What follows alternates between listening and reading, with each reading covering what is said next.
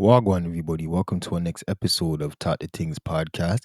Today, we're going to be talking about a story that happened a few months ago. It happened about 2 months ago from at the time of recording this, but I want to talk about it now because it just came up again in the news like yesterday, and there were some updates in the case. And bro, this is actually a crazy story. I'm surprised I never talked about it when it happened, but I was on my break, so I was even paying no attention. There's a bare plot twist in this situation that's actually crazy. So I want you guys to get ready to listen to this case and we're going to get straight into it. So this happened on the night of November 11th, 2024, and this happened at a recording studio on 1196 Queen Street West. So this is a downtown case. This happened downtown.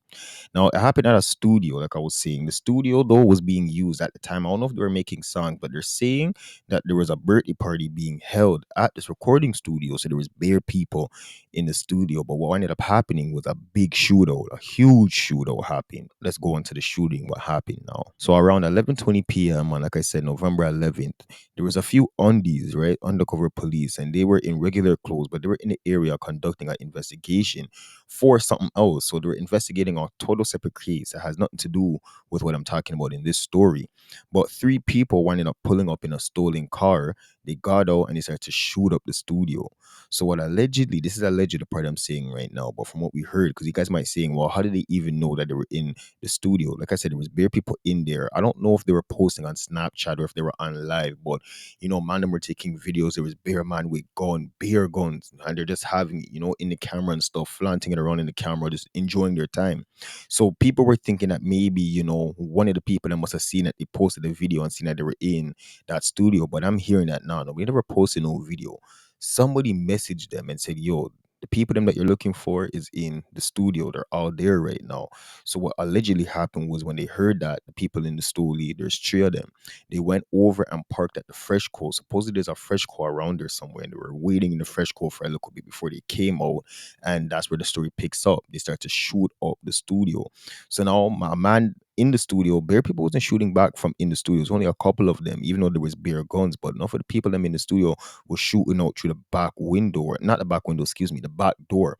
And this is all on footage. And I'm going to play you guys this video coming up just now. So I want to play you guys the news clip, and I'm going to you guys in the news clip. They're going to show the video of what I just explained, everything happening, and then we'll be right back with some more things. Toronto police are releasing new details today about their investigation into that wild shootout that happened outside a downtown recording studio back in November. Ali Chiasson is at police headquarters, and Ali, police announcing even more arrests in this case. But let's start with that new video investigators shared.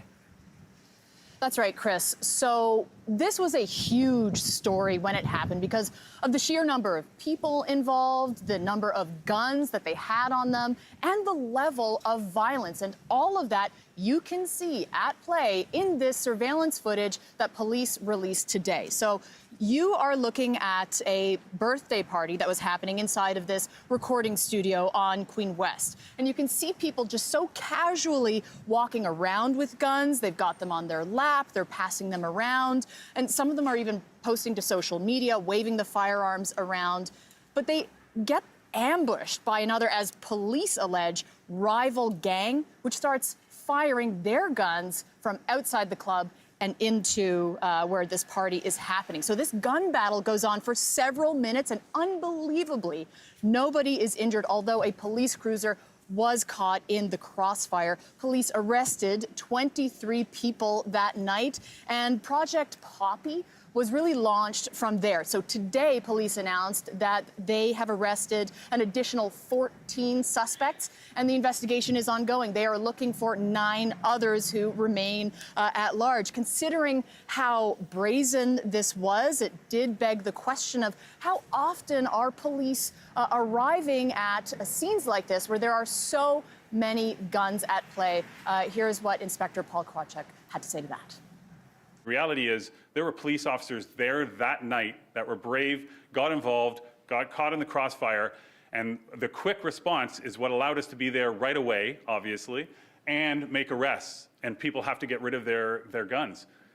This is happening across the city, right? There are people that are getting together that have guns, that everyone's showing up practically with a gun. The reality is we got there quick, and that's why we have so many in this instance. But I'm not going to stand up here today and say this is a complete rare instance, because I don't personally believe it is, unfortunately.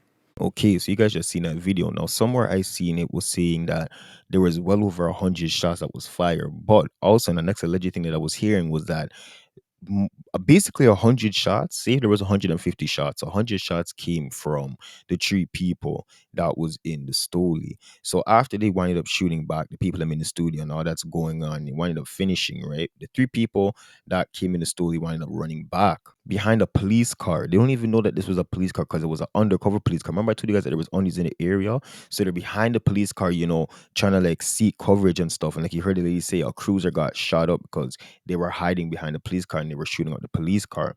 But it wasn't a real police car, it was an undercover police car. So the three people, the same three guys that we're talking about just now, they're trying to cut now, right? After they run from behind the police car, they jump back into the stall and they're trying to drive off. When a next undercover police car winds up licking their car. So you see, remember, like I said, there was an investigation. So now imagine the police hearing all this is going on now. They're sending out their police over there, and the one that was in the undercover police car wind up licking the stoley that the man them were in. So they had to jump out and run off, and they ran away. So that night they arrested 23 people, right? And then later on, that's the new update I was telling you guys about that winded up popping up on the news, was that they arrested 14 more. So that's 37 people in total that they arrested. And well over, I think how much did they say? 105 charges was laid amongst all of them, not just one person, obviously. But on top of the things, we don't put up people's picture and go too deep into the whole like the trial and the court systems and those stuff when I do these cases. If you guys want to go onto CP24, you guys can go see all their pictures and all those stuff. But on top of the things, we don't do that. So I want you guys to let me know what you think about this episode. Comment down below, let me know your thoughts, and we will talk next time on Talk the Things podcast. Pretty little Barbie.